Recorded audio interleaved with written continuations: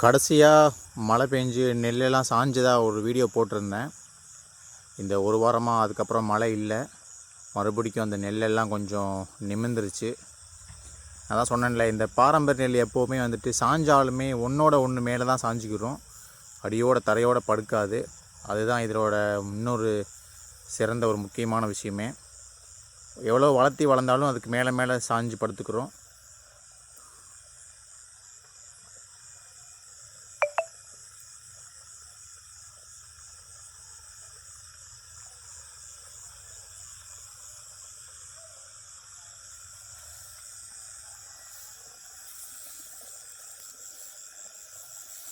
Night அதுக்கப்புறம் இப்போ தான் தண்ணி பாய்ச்ச வந்திருக்கேன்.